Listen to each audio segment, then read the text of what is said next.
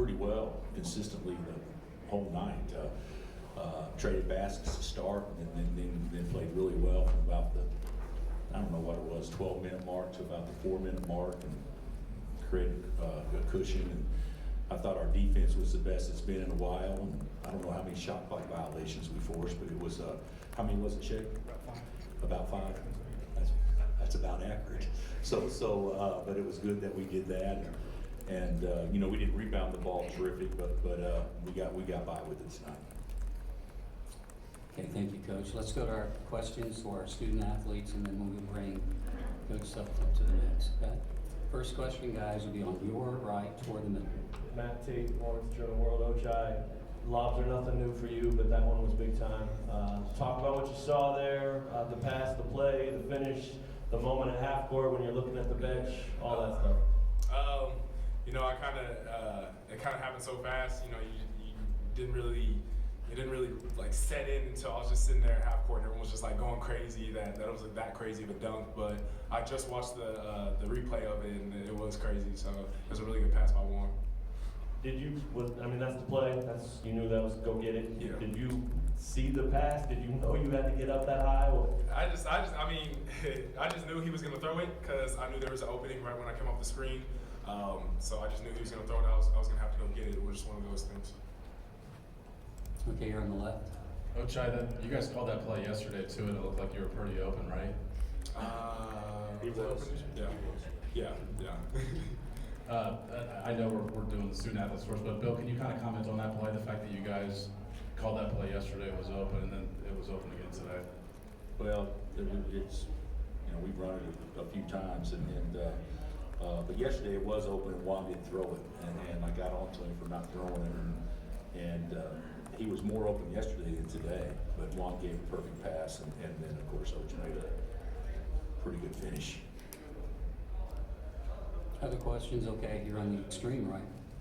Ochai, I wanted to ask you about Mitch Lightfoot's three-pointer. You were beside him on the wing, kind of calling for the ball, and Jalen was also in the paint calling for the ball. Did you think Mitch was going to take that shot, and what did you think about it going in?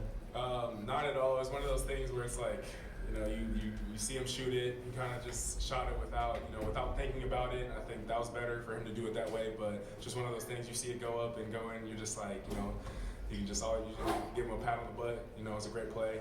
He played really well tonight. Okay, left side, middle. Zach Boyer, Lawrence Journal World. Remy, 10 points, 10 shots tonight, 19 minutes. How did you feel?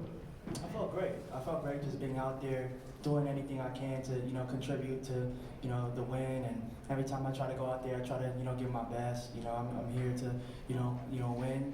I'm here to win a national championship. I'm here to win a tournament. So anything I do to help the team, I'm fully invested in. So I felt good to be out there and just have fun and see Ochai's dunk and, Mitch, shooting threes. It's fun. We went out there and had fun. So I had a great time.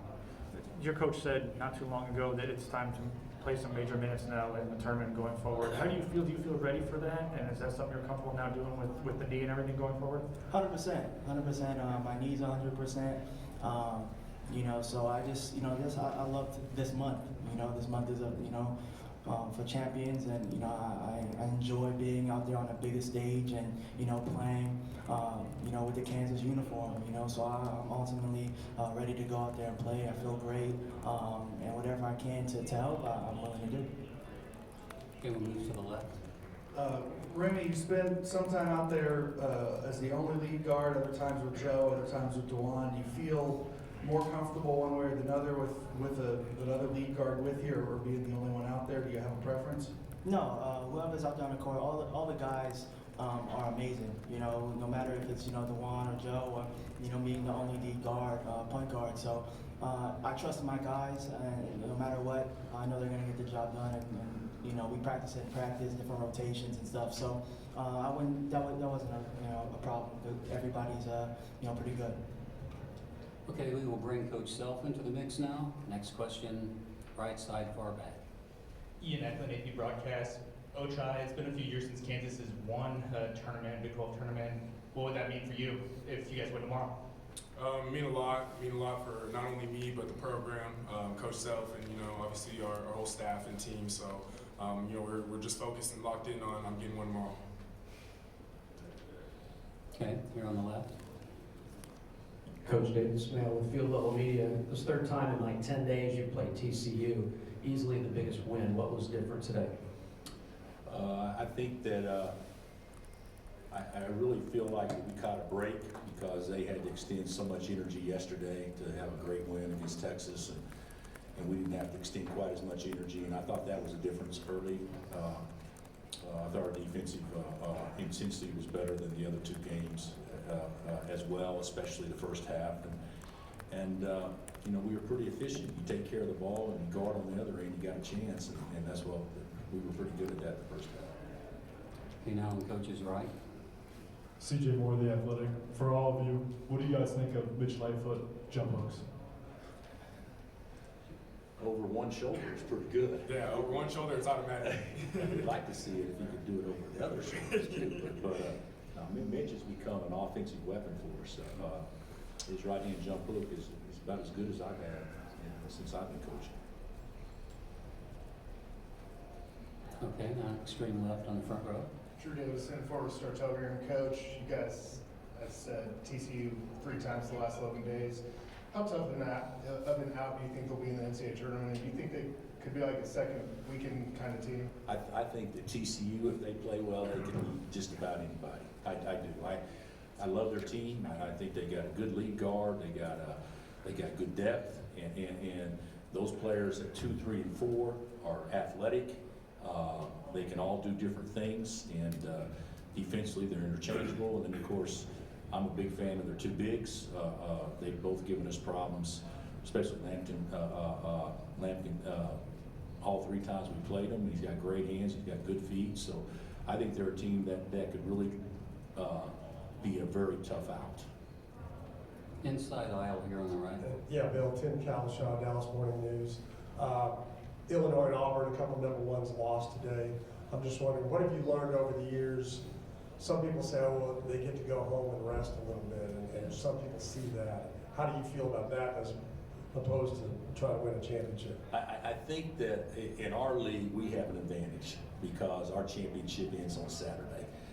In the Big Ten, ends on Sunday. You play on Sunday, you turn around and leave on Tuesday.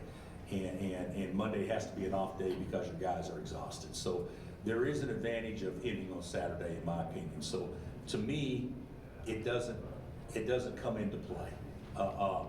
But if we played on Sunday and played on Thursday, it would almost be like, well, if it didn't go great on Saturday, that would be okay. But I think the way our tournament's set up, I think it's set up perfectly for the 4 teams in the semifinals not to worry about that at all. We'll stay here on the right. Ochai, obviously you played TCU a lot throughout your career, but I'm just curious, what do you think of the season Mike Miles has had? And they were picked 8th in the Big 12. Just what do you think he's been able to lead them to this year? No, he's been really good for them this year. Like he said, their guards 1 through 4 are really athletic, but him just being the pack leader for him, he's a really good scorer, can score on all 3 levels, really strong. So he's a really good guard, and I respect his game. Okay, here in the middle on the right. Ochai, you've seen this defense throughout your career really clicking. I wonder what you think the ceiling is for this team's defense, and what maybe you think after the last 2 days. And then, Coach, I wonder where you feel your defense is right now heading into tomorrow and next week. I think, just obviously, starting off the game, these past 2 games we've been, turned up. And that covers a lot of mistakes that we made. I think there's places, that we can get better at. Obviously, I can be a better defender. Remy can be a better defender. So we all have, improvements to make. So just continuing to get better and staying sync on defenses is what's important. I actually think we've improved a lot individually defensively. I think we guard the ball better than we did earlier.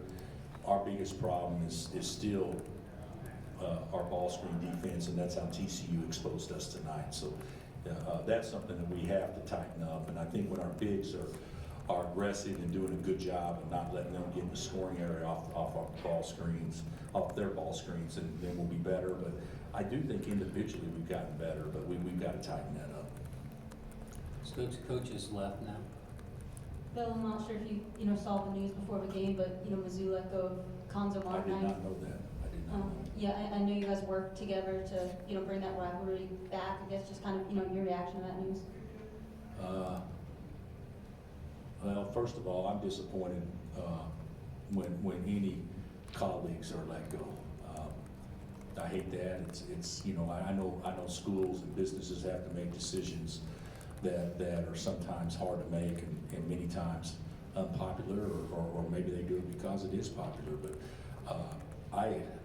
that's two coaches in the last 2 days. That's basically been our biggest rivals, and I personally don't like that. I feel bad for Kwanzaa. I did not know that. I think he's a really good coach. I think he's a better guy, and I'm sure he'll land on his feet.